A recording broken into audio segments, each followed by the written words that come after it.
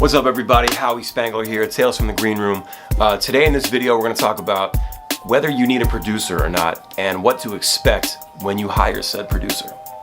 Alright, so you're in a band, you're playing shows, you're writing songs, you're about to record, it's time to make the new record. We should hire a producer. He's going to make it sound great, we're going to be on the radio, we're going to be famous.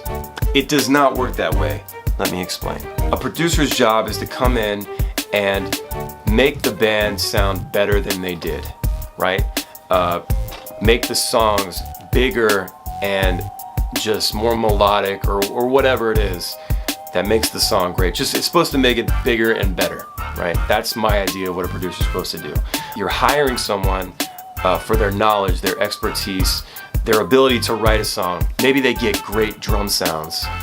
Maybe they get amazing guitar tones.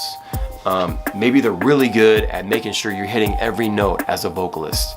Whatever it is, you respect what they do, so you've decided to hire them on and do the same thing for your band. I think what a lot of bands get wrong, and I'm guilty of this, is that they think when they hire a producer that they're going to use their magical powers to get you on the radio or get you signed to a major label or some kind of a development deal where you can make a ton of money.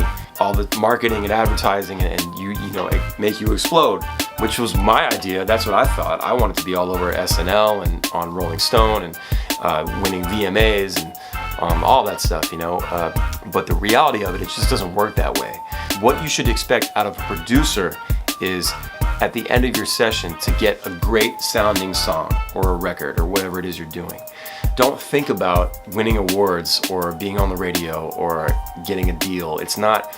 Focus on making the best recording possible. You still have to work very hard, and hopefully the producer will be serious and focused about your project.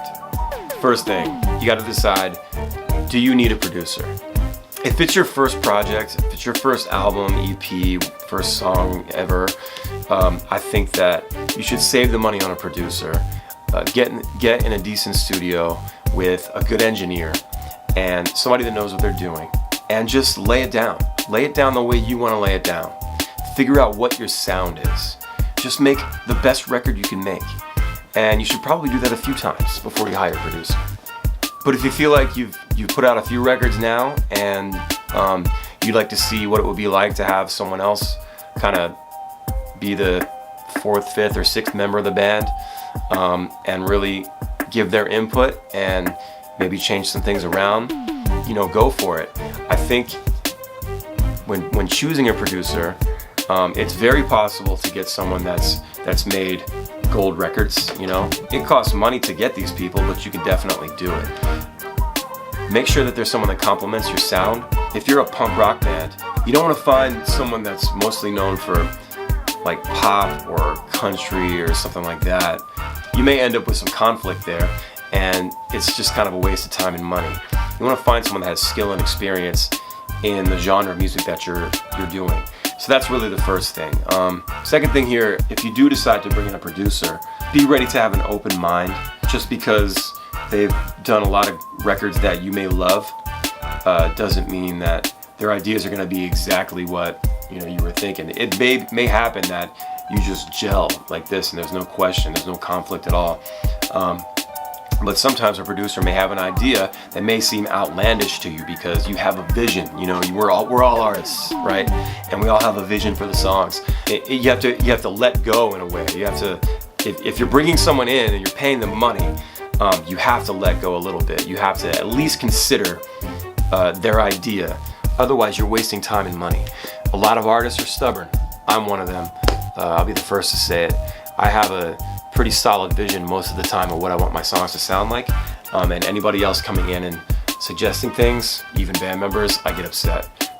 But I think that's natural, you know. As a creative person, it's you know, like I said, we all have this vision, and I think that bringing a producer in, just be ready to have an open mind and be willing to at least consider or talk about or try. I'm big on trying. When I'm producing a band, I just want to try things. If I have an idea for something, I'll suggest it, and I just would like to try it.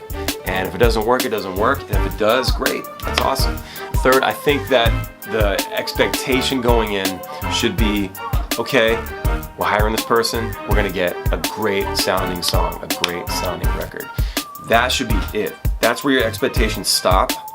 There's no more, there's no radio play, there's no labels, there's no money, there's no nothing. You're gonna have a great record. That should be the extent of your expectations.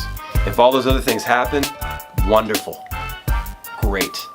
But no matter how many gold records this person has sold, no matter how many artists they've worked with, no matter how many people they know, no matter who they know, none of that matters.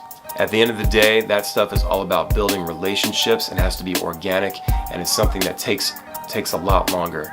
All that said, these things definitely can happen. So let me know in the comments below if you've worked with a producer before, if you're thinking about working with a producer, what was your experience? What do you expect? Did this video help you at all? Let me know if I missed anything. If you have any questions, just let me know down below in the comments. You can subscribe to my podcast, Tales from the Green Room. Wherever you listen to podcasts, I'll link that stuff down below. For all you geeks out there like me, I'll tag up all the stuff that all the gear that I'm using as well. Thanks for watching this video. I'm Howie Spangler. Please hit the notification bell, subscribe, and subscribe to the podcast. And we'll see you next time.